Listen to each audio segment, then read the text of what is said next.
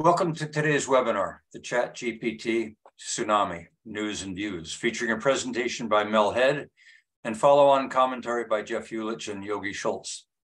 You in our network are familiar with each of them as regular contributors to our shared exploration of how emerging technologies are changing everything, everywhere, and fast. I used the metaphor of a tsunami anticipating a flood of media attention this week, and I wasn't wrong. We're on the crest of a tsunami of news and views triggered by the ChatGPT earthquake in November.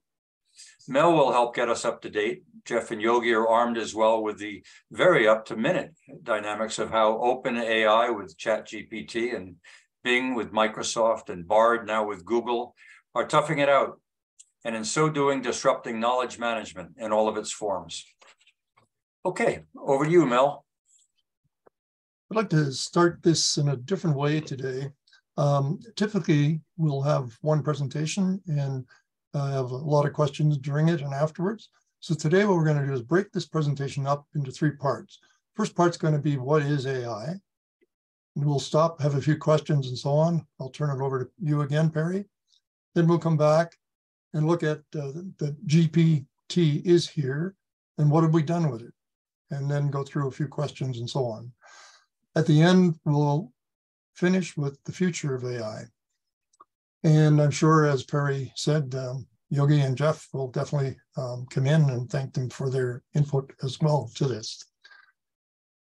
So taking a different view to how we look at AI, let's consider just sitting down in a living room with a handheld remote in our hands. We look at this thing, it's got a lot of buttons on it. And we know how to turn our TV sets on or off, raise the volume, change channels, set the PVR, all of that type of stuff. And we don't even think about how the television actually works. We don't have to. So with AI, we're not really concerned as a user as to how it's actually working. What we're concerned with is how to use it and is what we're getting out of it valid. So what I want to do is take this 50,000-foot view and we'll start with what is AI. So AI is basically using computers to do things that we typically would normally do with human intelligence, but obviously it is very, very much scaled up. It's a set of different technologies that all work together to sense, and I hesitate to use the word comprehend because AIs don't comprehend right now what they're doing. They do everything computationally. And they learn with human-like levels of intelligence. They've been around for years, since probably about the mid-50s, but only recently have their capabilities been demonstrated by GPT with over 100 million people testing it out right now. And it's essentially confined to language processing. There are other applications as well for image detection, computation, math GPT, for example, and the big one really for creation of new material. And that's really where AI would actually be going. The structure of AI, from a high level, AI is an interface to the world built on several different components. And just consider it like an egg, essentially, with several layers in it. The user-facing side is, as I've labeled on this picture here, AI. Internally, the machine language is a development of the algorithms or steps, procedures, and so on that can learn to make predictions or decisions based on the data upon which they were trained. So it's important that the data is valid, verified, and done all over again to make sure that things do come out right. The deep learning part is an area that focuses on the development of neural networks. And we've heard of neural networks in our brains where neurons connected to neurons and so on. Not exactly, but a good analogy. So we're using neural networks to provide images and speech, or image and speech recognition, natural language processing, and other applications. This is an eye chart, but the main things here are that AIs start off with some training data. We've got to tell them, expose them to the real world. They then build structures within them. Training data is used for making the predictions and so on. They build models to show relationships between all of this. And there are many different things, regressions, decision trees, and so on. We don't want to go into the details on any of those right now. But as we climb up this ladder of growth and complexity, we get to convolutional neural networks where images and so on are classified.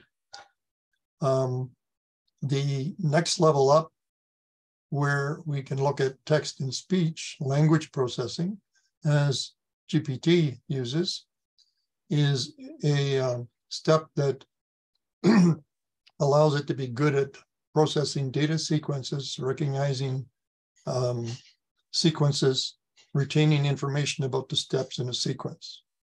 And on top of the pile, we get to transformer models.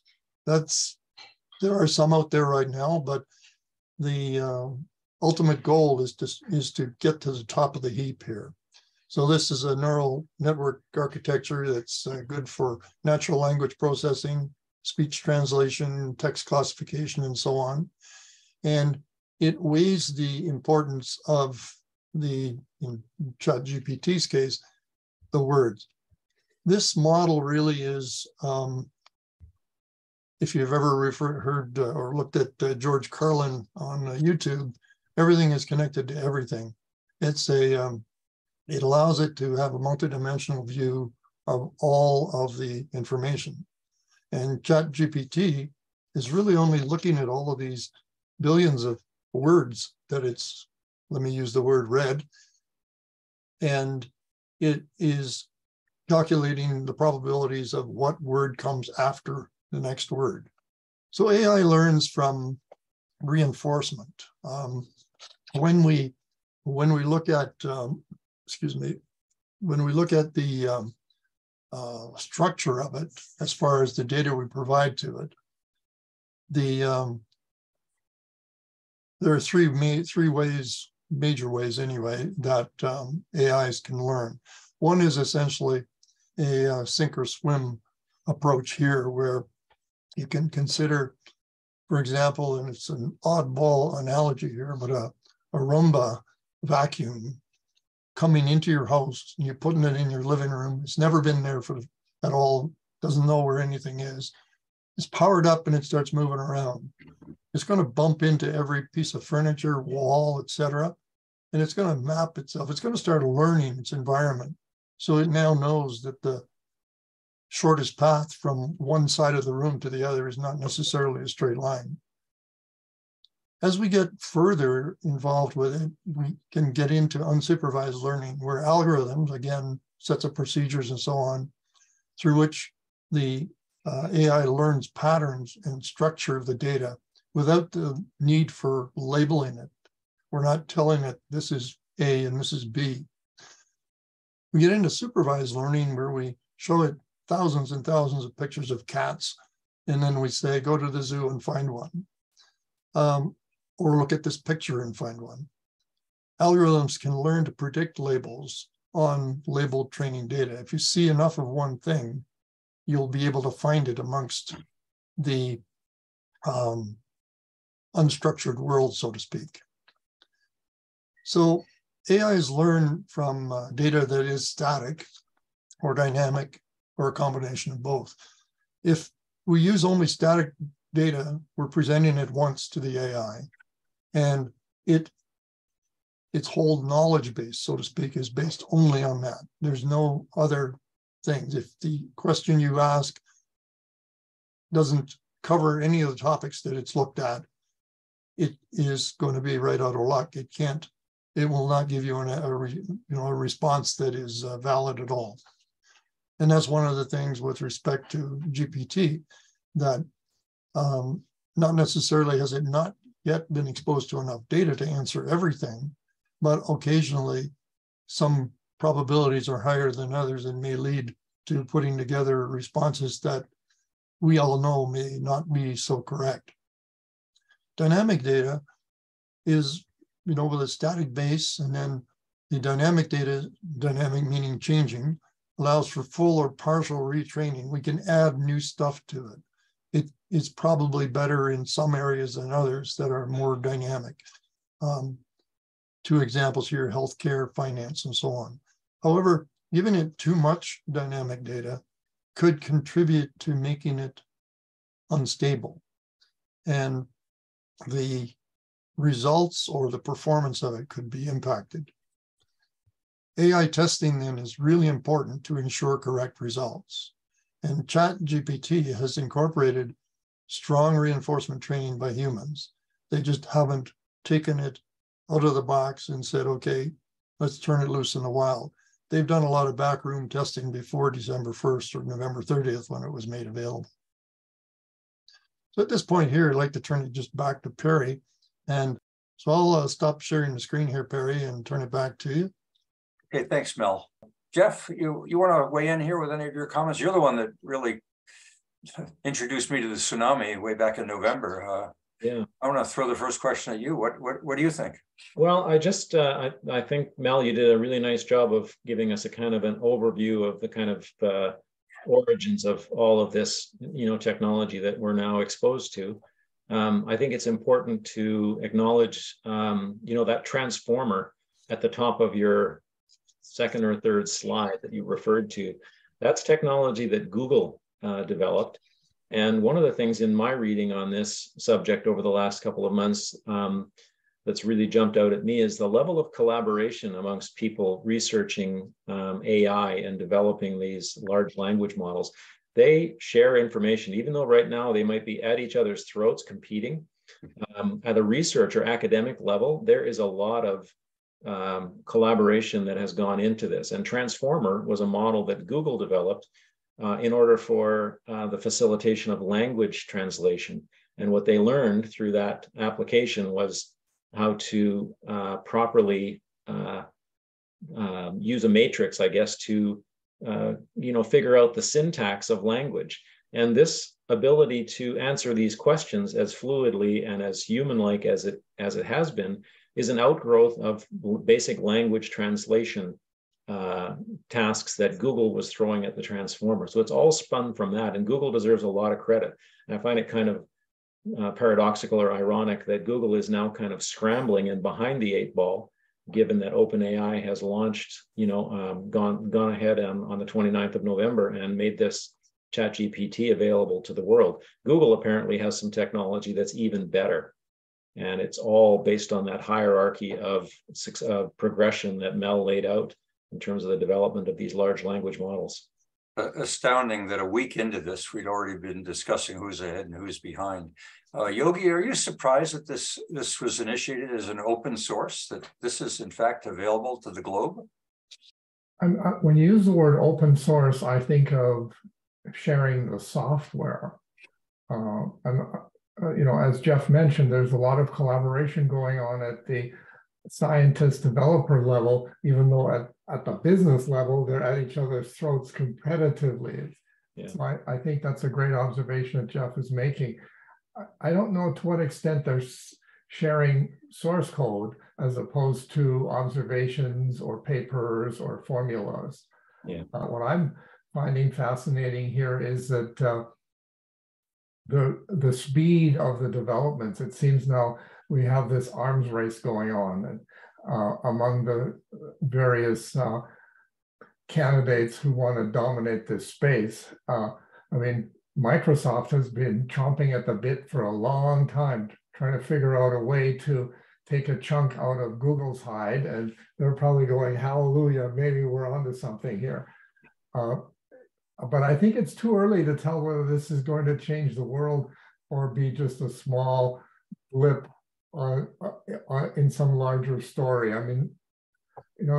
There's always quite a lag between some of the exciting new developments and the widespread adoption. Most people are still struggling to understand how this works or why this works or why they should do it. And those people change management things are going to stretch out for decades, no matter how brilliant this all is. Yeah, I'm not trying to pour cold water on it. The other interesting observation here to build on what Jeff said about transformer is that OpenAI discovered that as they increase the amount of data or factors or features, however you want to label that, performance actually goes up. Often as you increase that beyond a certain point, it levels off, so that with an incremental investment, you get very little return. We're observing the reverse here. What that does, it says, well, wait a minute, we may just be at the very, very inception of this.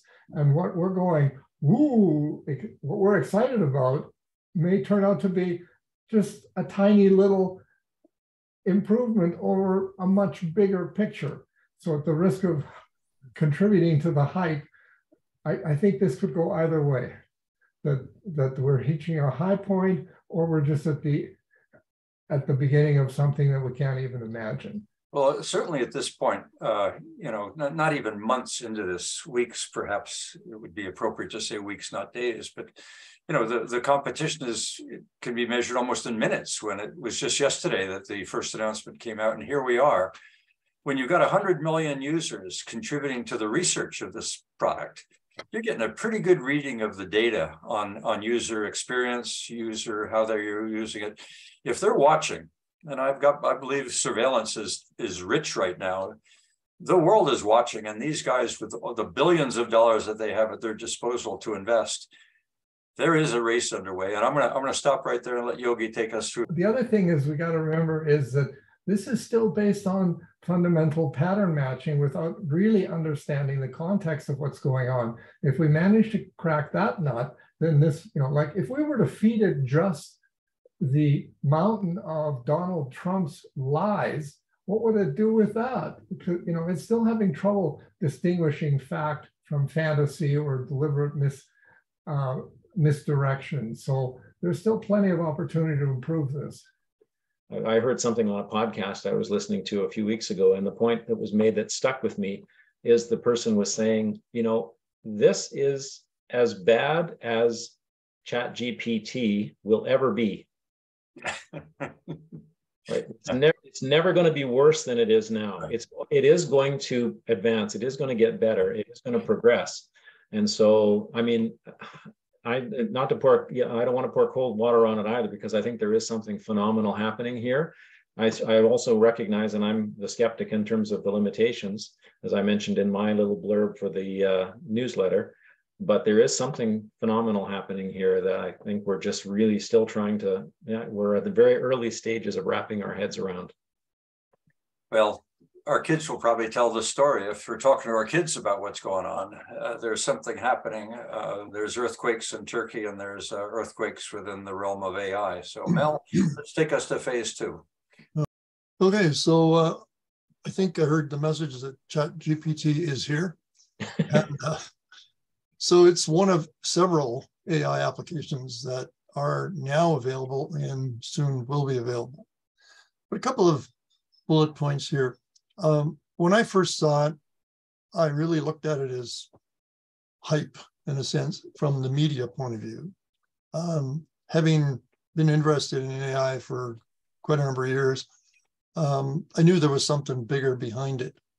But the hype factor is large. If you stop anyone on the street and ask them to describe what AI is, they would have a hard time doing so.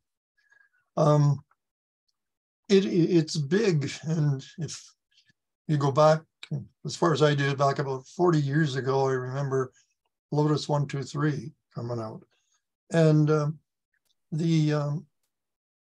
there were no instructions on what you could really do or what it was used for, but people got it, put it on their screen, and started playing with it, and soon application after application was there, and there came a time where you couldn't do without it. Artificial intelligence is going to get to a stage where it's going to sneak in more than it has already into our everyday lives and into a lot of the stuff we buy and how it interacts with the information of things, for example, smart technology. The big issue is, and we'll probably talk about this a lot more, is what we get out of it is it really right? Is it correct in the responses to us? I've tried a few things I could show you later and talk about later, but it appears that if you ask the question in different ways, you can get different answers. And sometimes I think, as maybe just a little bit from what Yogi was saying, is it premature to consider it? Is now premature to consider it for the real world? People are starting to use it to do all sorts of things. And if you ask it to do a question that you really don't know what the answer is, then maybe it's like a journey. If you don't know where you're going, your first step's going to start taking you there. So are we really ready for it? I think it's going to be a slow adoption for some people, but there are numerous people, 100 million people already, who've shown interest in it, and that population is going to start getting bigger. I guess, the last question there, are we thinking about how we use it, or are we letting AI do our thinking for us? Do we just ask it something and it tells us something and we take it and go to the bank? I don't think we're going to get too much satisfaction by doing that. Are we critical about its output, particularly when considering ethics? Ethics don't necessarily come into all things, but there are many, many different areas that AI will get itself into that we really have to scratch our heads a little bit to figure out, do I really want to do this? Is it really right? So one thing I asked it was, GPT, please, being polite, tell me about yourself. So it essentially said this, I'm an artificial intelligence assistant trained to assist with various tasks and answer questions to the best of my ability. And you can read this on the screen as well as I here. But it's been trained in a diverse range of text, websites, books, articles, and all sorts of other things.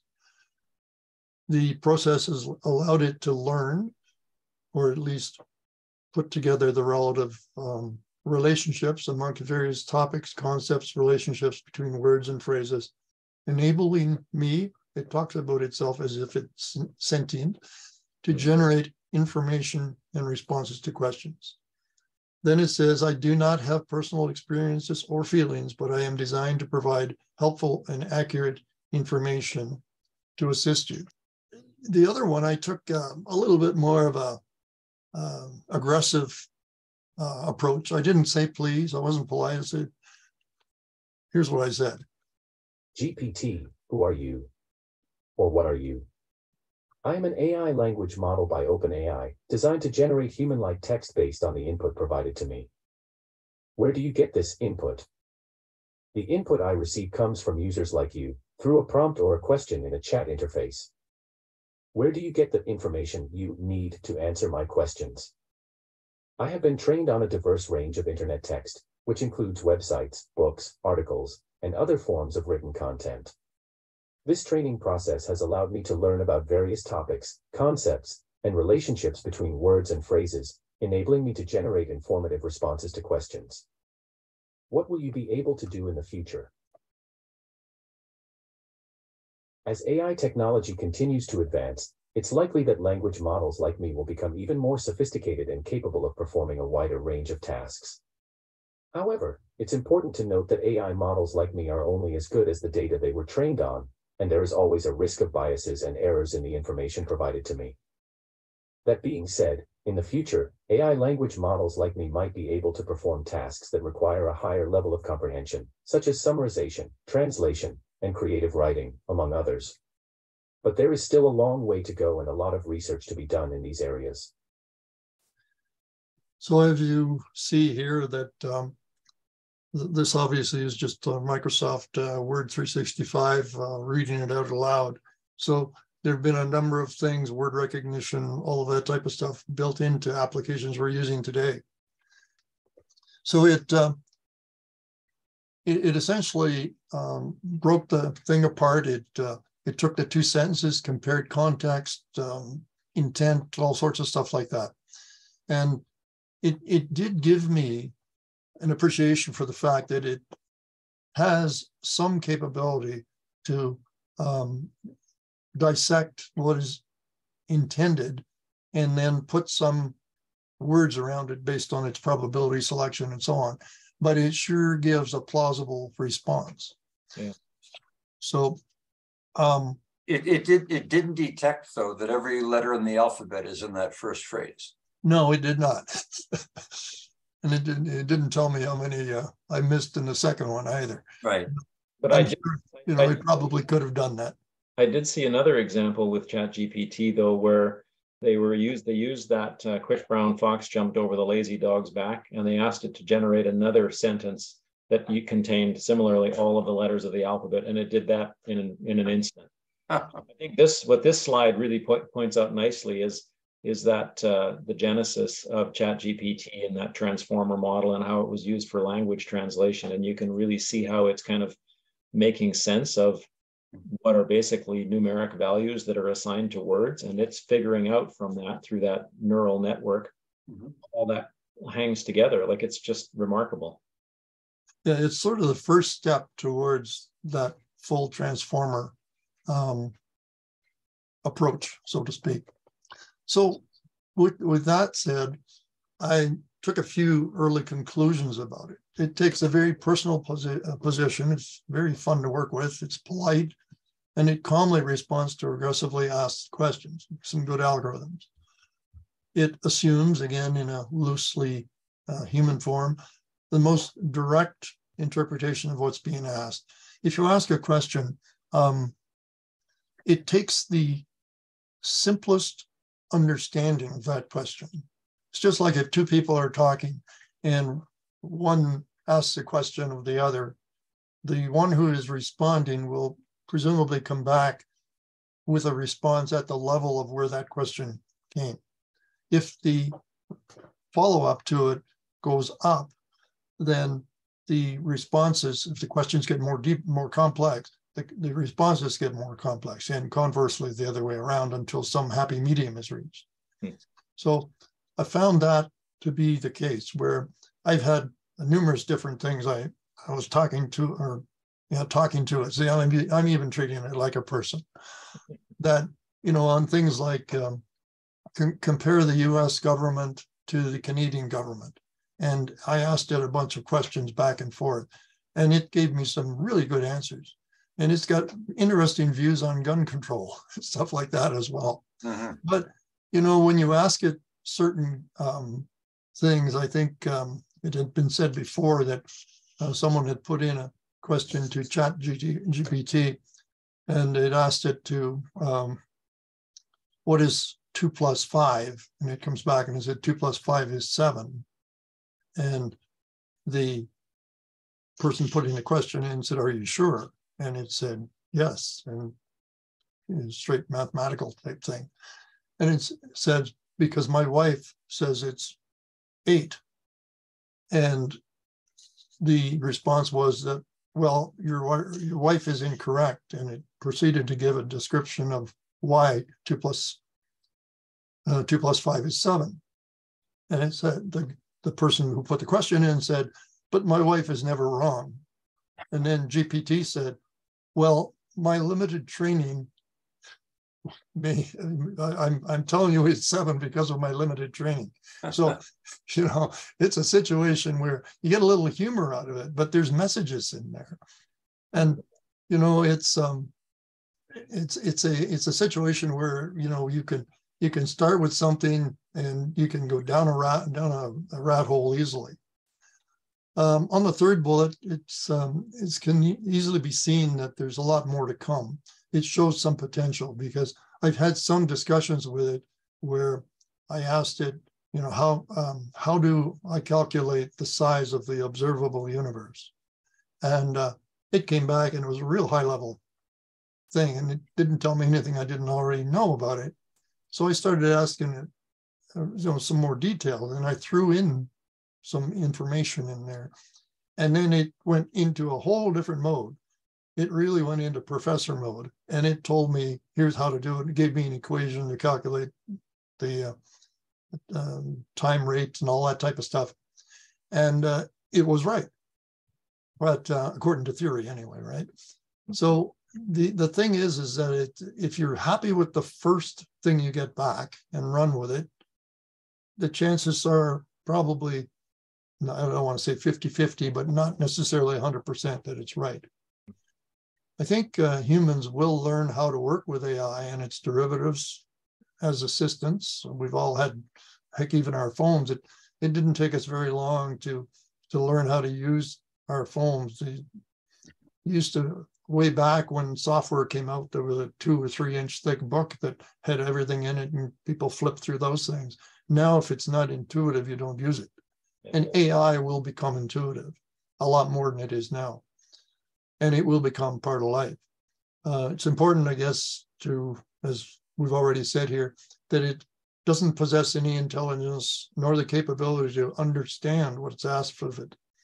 And at this point, as Jeff said as well, it's done by pattern matching and searching, the calculation of the most probable order of what word comes after what word, and algorithms that help ensure the language of output is intelligible to humans, that there's certain structure and so on, particularly in translation of languages, that verbs come before or after things and so on.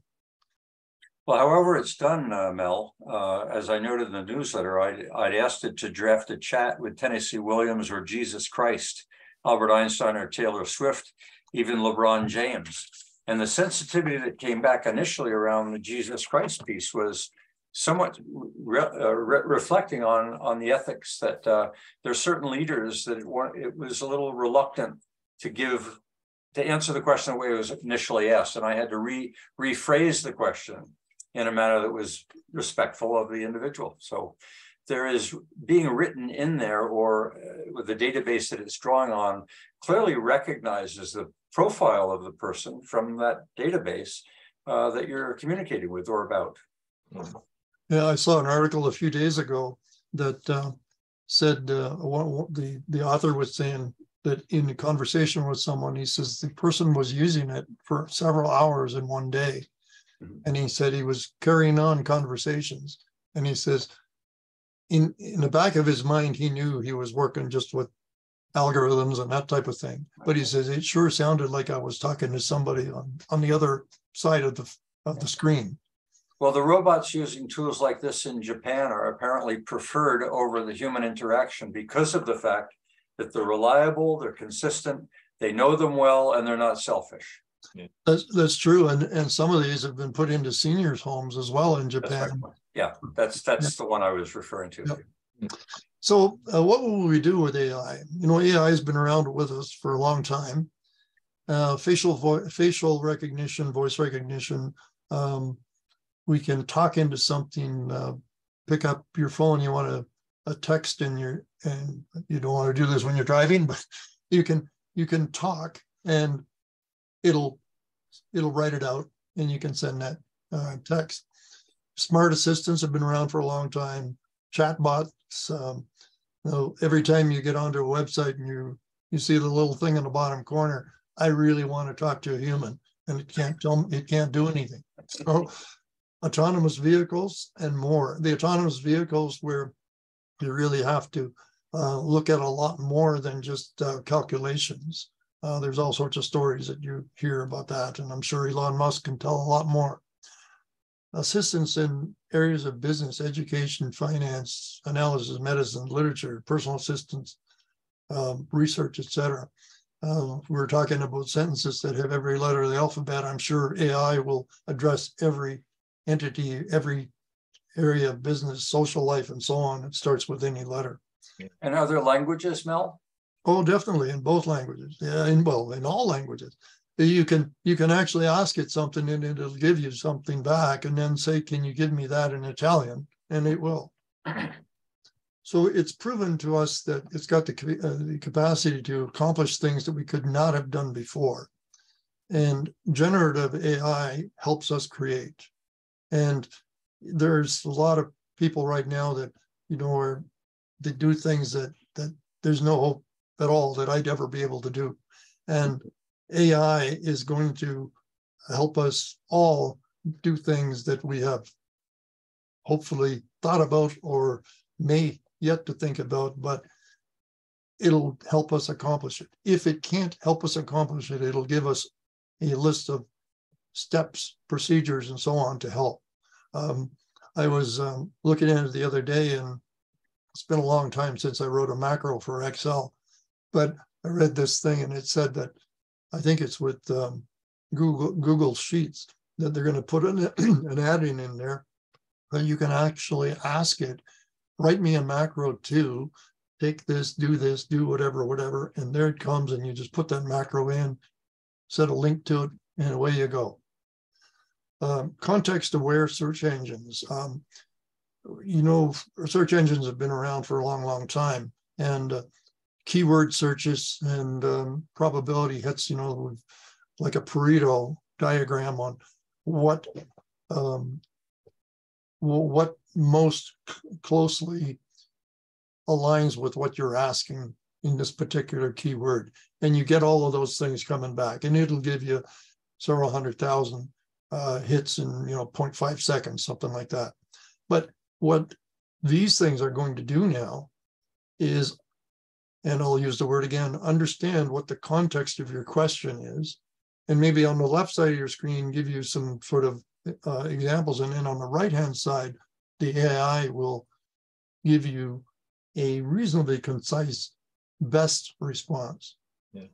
Image creation with DALL-E 2, Stable Diffusion, and Mid-Journey. I've only played around a little bit with DALL-E 2 and its precursor Crayon, and I got some interesting results and some that, well, kind of scratched my head and said, boy, it sure misunderstood me. Or did I intentionally mislead it? By the way, Mel, I used DALL-E the other day, the first time, and since ChatGPT and DALL-E, et cetera, can't know the future, I did ask them, given all of what we know and the future of education and of teaching may well change dramatically, show me the classroom of the future.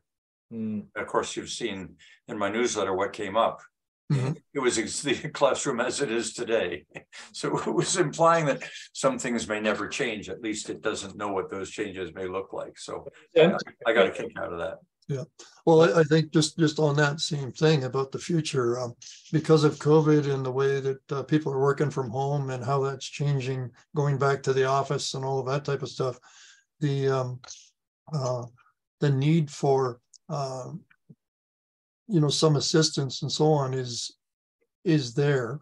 And if I think it was the father's son Susskind who wrote the future work or something like that. The future of the professions. That's right. Yeah. So the professions really where you had, engineering, medical, legal, whatever, they'll be breaking a lot of those down into skill sets.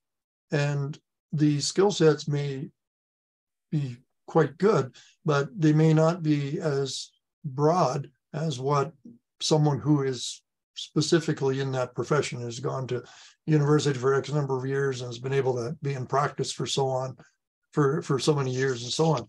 But those jobs will be able to be done by a lot more people with less individual experience, and they'll be able to get a good head start on a lot of things.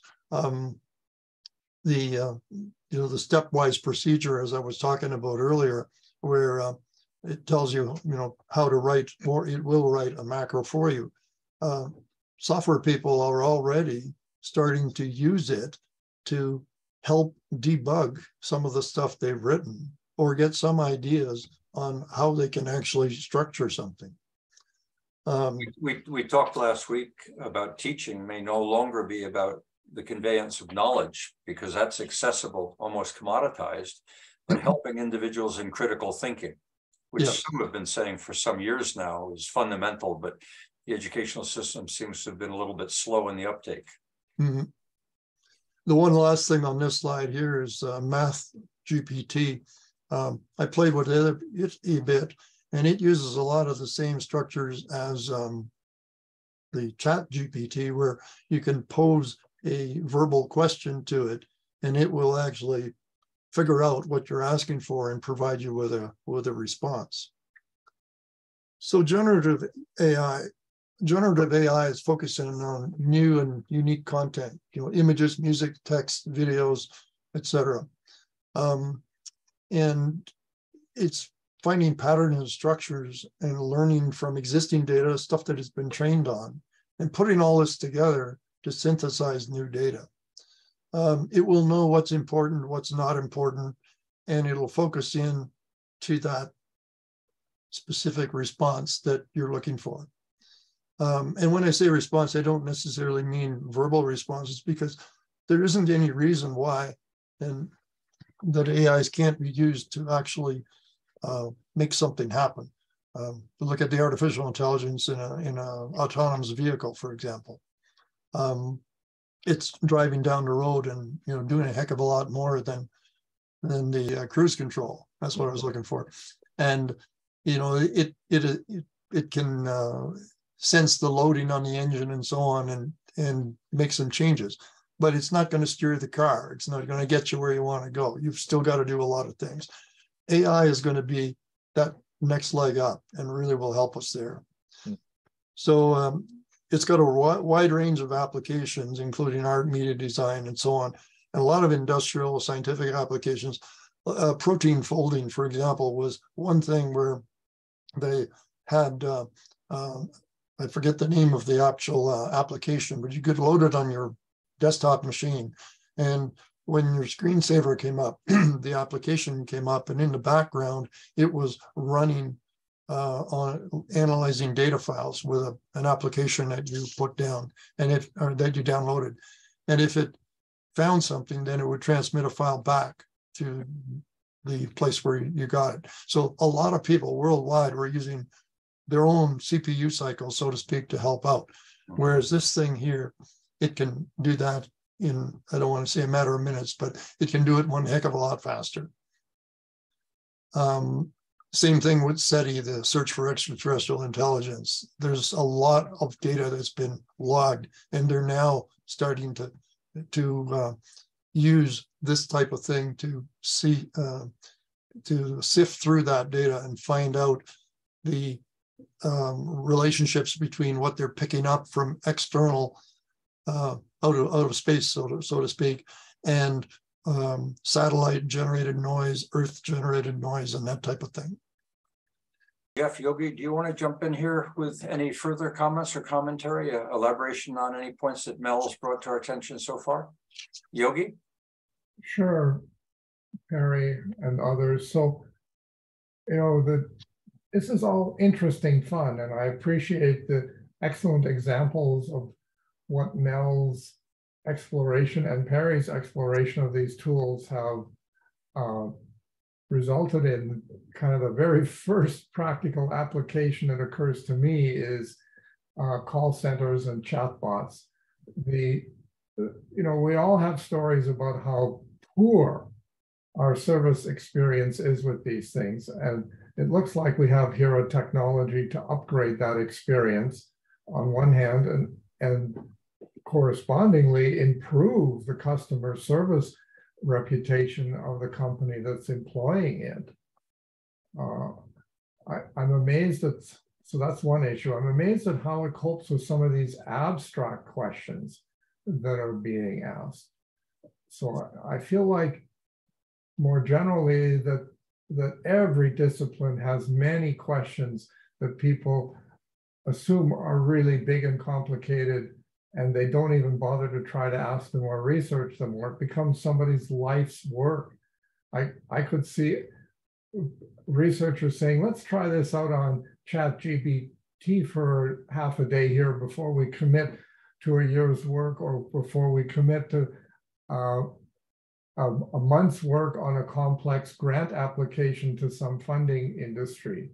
So I see that happening. Yeah. And it'll be interesting to see if this develops any overlaps with simulations and digital twins and those kinds of concepts. Jeff, you want to add anything here? No, I was just going to add that you mentioned a few applications that have sprung out of this. And I imagine they're using the OpenAI API there's been hundreds, literally hundreds of businesses that have been spawned from OpenAI and what they've done. And, many of them are, applied to vertical markets like copywriting or SEO generation. And some of them are, more constrained, I guess, than, and they're for profit. So there's a fee attached, a subscription fee.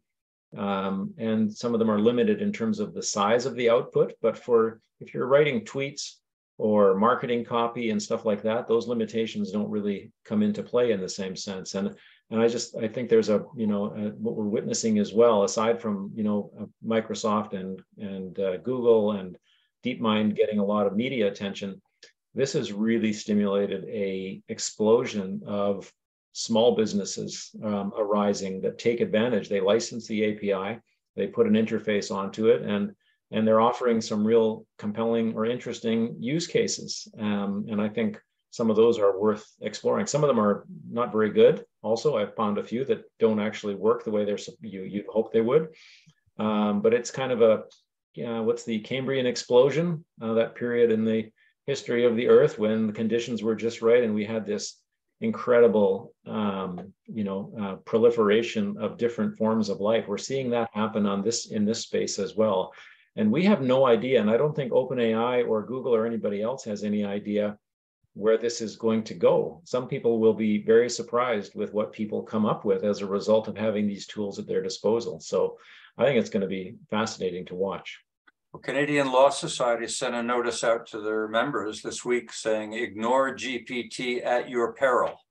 I know of businesses that have formed teams to investigate the application and the implications of ChatGPT on their business. So it's happening, whether or not it's happening through fear or through opportunity. Regardless, people are recognizing that this is real and it constitutes either a threat, as it may, to law, for example, because law is based on precedent research that the ChatGPT has access to and can bring forth an assessment.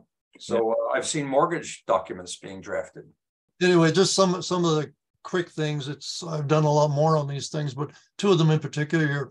A friend of mine is going to be interviewed on a radio show later this month, and she says, she's up to her ears, and she's going to be talking about selection of whether it should be a family or a institution to handle someone's will.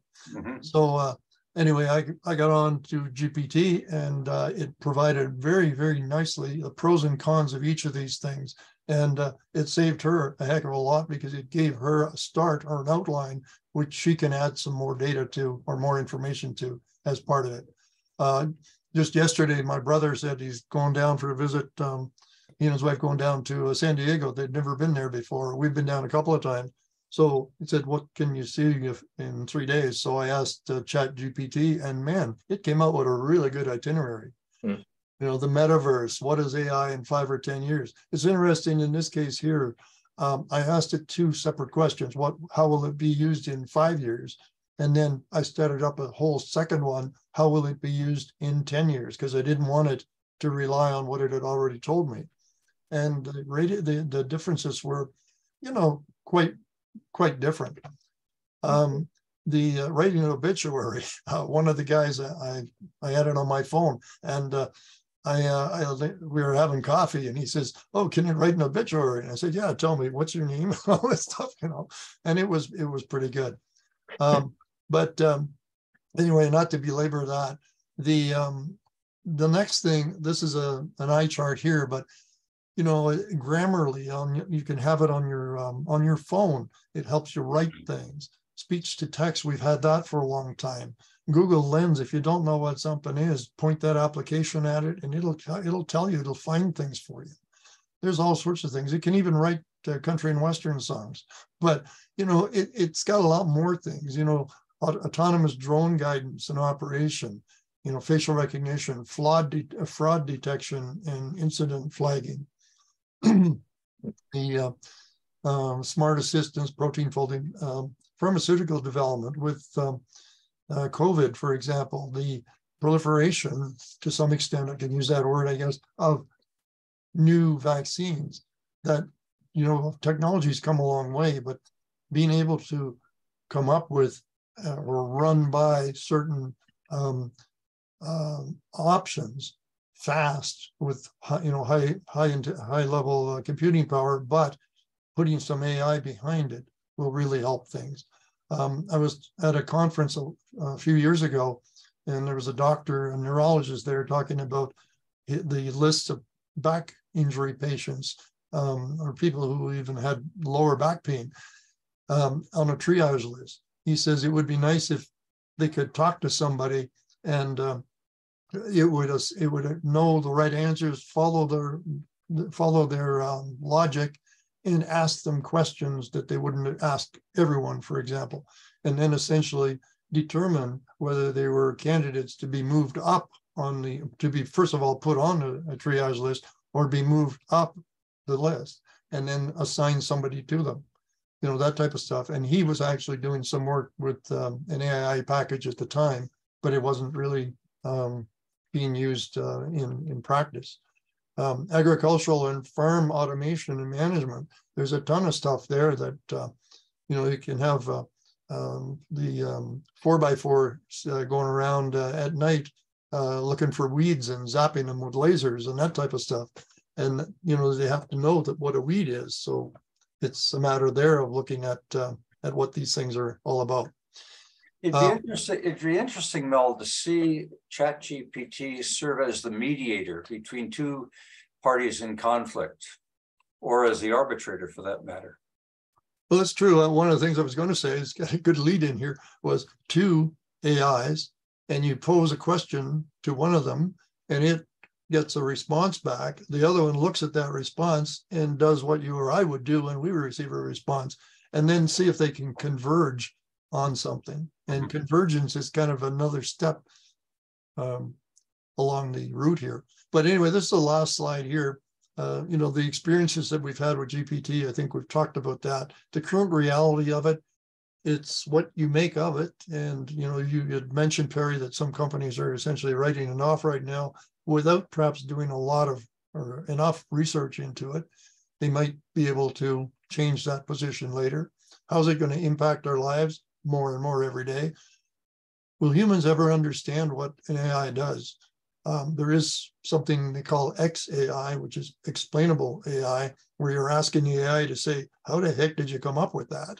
And it gives probably some response, but when you consider multi-level neural networks and that type of thing, and how a human mind is going to try to get around all of that and try to understand it, you'll need more than one or two scotches to figure that one out.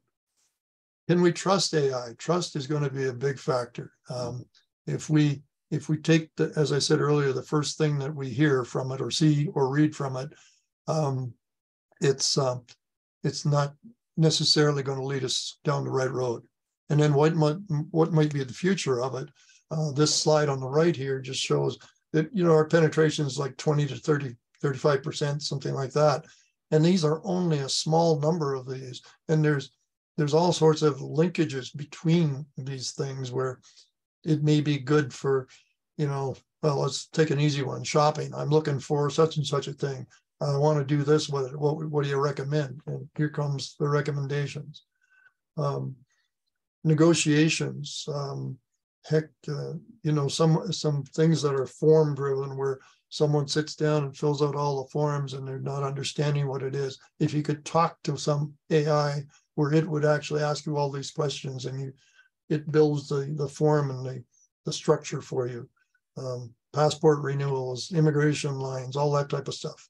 This is a survey here from about 20,000 16 to 74-year-olds from 28 countries, done at the end of November, December 2021. That's a whole year ago. And things are changing, as Yogi was saying, every day. What we just said earlier, probably half an hour ago, might be superseded already when we check our mail later tonight. Thank you, Mel. That was extraordinary. You did a superb job in walking us through this at a reasonable pace for an awful lot of information to absorb. But I think we may all have a better sense now of the basis of the hype, whether or not it's new. I think we're all living through it right now. and wondering what comes tomorrow. Jeff, Yogi, I'll give you the last word before I open up to the group at large. Anything further you want to add? Yeah, so I'm now convinced that there's been enough activity and there's enough breadth of and depth of response that this is not going to turn into some blip or fad, that we're at the front end of some big new change that's highly likely to impact positively many sectors of our society. I'll just echo what Yogi just said, and I think the high expectations will continue, and I think we're happily seeing some sober reflection on limitations of generative AI and what we can realistically use it for and expect to see to experience. And my concern, and I think this is maybe a lead into future sessions, is about the speed with which this is all rolling out. That's that we will outstrip our ability to actually deal with the implications and the disruption that this will potentially, I think, almost certainly create. And I'd like to hear from some of the others in the audience as to. I'm going to ask Bobby to speak up. I just saw a chat note from Bobby about AI and GPT are in the world, or AI and manufacturing. It's not something that we've had a lot of discussion of today. So Bobby, if you want to unmute and maybe share that chat note that you just wrote, go ahead. Thank you very much. It's been a real pleasure attending this presentation, this discussion. I've been involved in AI and manufacturing going back to the late 1980s when I partnered with General Electric Factory Automation and developed an integrated manufacturing facility for secondary wood processing. I've been working on a similar type of application for the hemp industry for the last 5.5 years, which we have now patented. And in fact, I sit on the board of the Ontario government's NGEN, which stands for Next Generation Manufacturing Canada. Yes, thank you very much. And, we're going to be talking, for example, about what's the difference between AI and manufacturing and automation. Because of my exposure for this over a long time, I've kind of kept in the back of my mind how the whole world was evolving to this point. And I genuinely believe that it is going to be completely immersive, that it's going to impact everything. What's a bit frightening about it is I've talked to many people, even though, when I say I'm developing an AI-driven smart factory, they smile, they nod their head, yes, yes. I say, do you have any idea what I'm talking about? No. And but at the same time, as soon as they hear the AI and I start to explain it, their eyes glaze over. There's such an already thinking that it must be way too complex for a normal person to understand. So immediately they start looking for a more complicated explanation.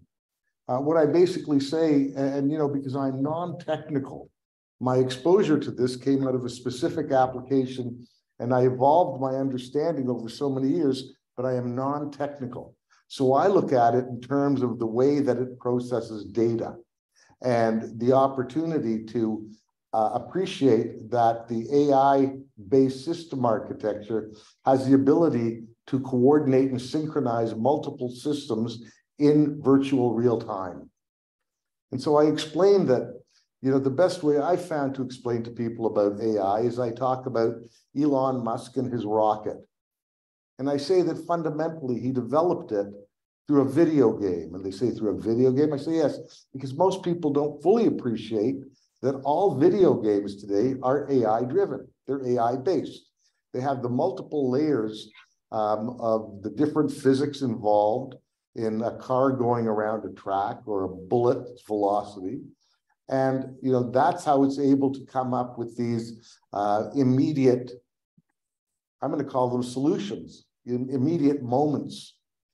So I think that, it redefines the economics of production. When we were in the lumber business, it increased our gross margins on our specific cut to size products by 350%. It was all about optimizing the wood fiber value. This is the way, I mean, I think that this type of optimization is going to show up in just so many areas of our economy. I believe it will make people smarter. I see that my kids who grew up with computers, that, as somebody said, from the education point of view, we don't need to feed them data. They'll feed it to themselves if we can continue to make them interested in the ideas of learning and in what education really is. Well, there's two dimensions that you've touched on there, Bobby, and one of them I think we often ignore, which is the relevance of AI in manufacturing or the relevance of AI in machinery. We think as people about AI as it relates to education, healthcare, the things that we feel on a daily basis, but manufacturing, the design of buildings, the management of and planning of highways. I mean, there are so many applications beyond our own personal impact where knowledge is finding its way into the world of manufacturing and transforming it in itself. So thank you for opening that up. Go ahead, Bogdan. Again, I was lucky to work with the artificial neural networks way back in 1995.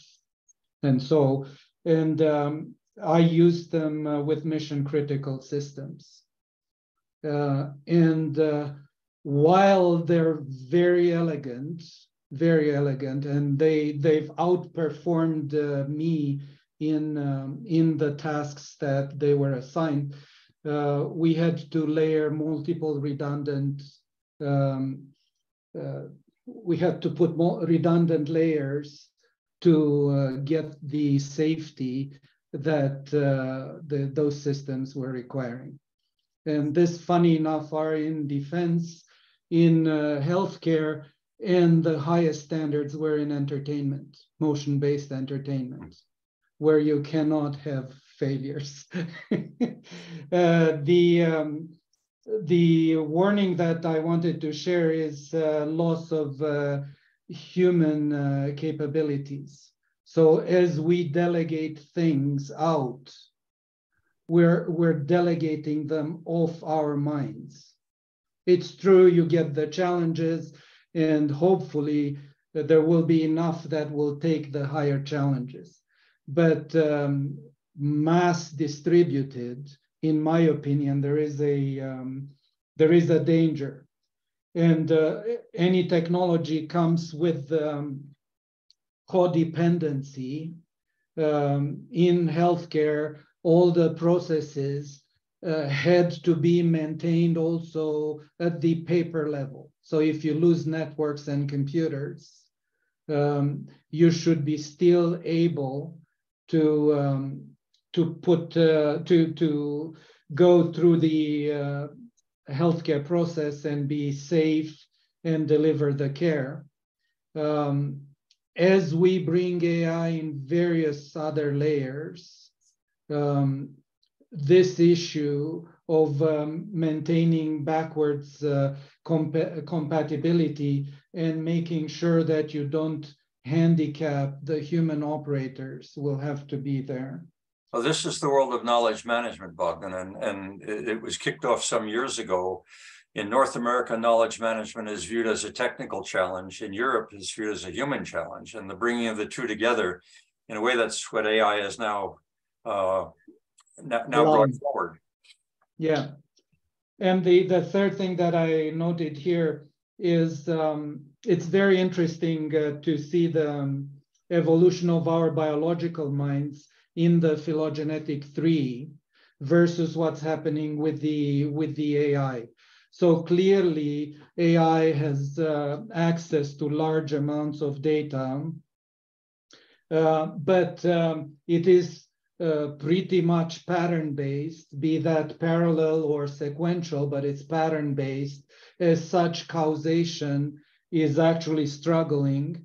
And with the ChatGPT, I could find issues of confabulation, where the answer that was given was a guess presented as a certainty. and one side confronted with the opposite was accepted and presented as a certainty. So you're opening up the pathway to next week. Go ahead, Peter. Thank you. I thought this was a very interesting discussion, and I really appreciate what Mel, Yogi, and Jeff have added to that. I wanted to make some summary comments because, first of all, this OpenAI, it was mentioned, I think, by Bobby using the metaphor of Elon Musk's rocket. He was one of the founders of OpenAI. I didn't know that until fairly recently, but he's one of the founders, as is another well-known entrepreneur who's become public figure is Peter Thiel, because they were both, Musk and Thiel were founders of PayPal. Right. Right. So that's where they made some money. Anyway, that's an aside.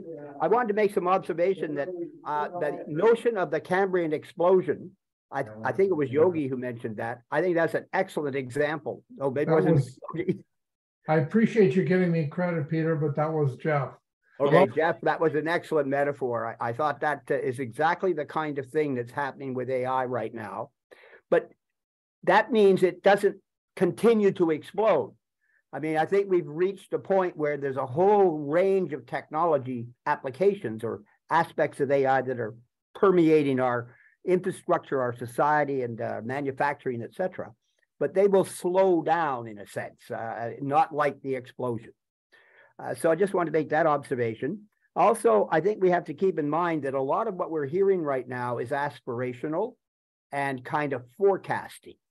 The forecast, of course, we don't know the future, so scenarios have got to play a role in that.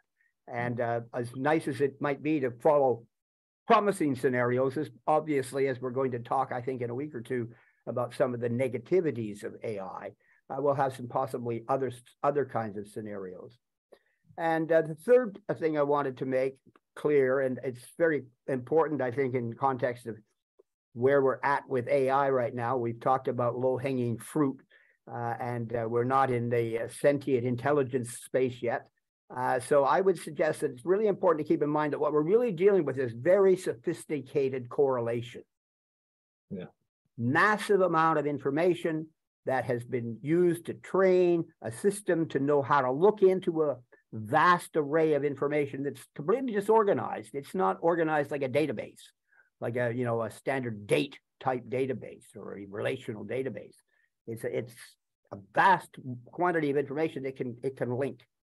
So those were the 3.5 points I wanted to make as a summary of what I heard today, and I thought it was really good. Thanks very much.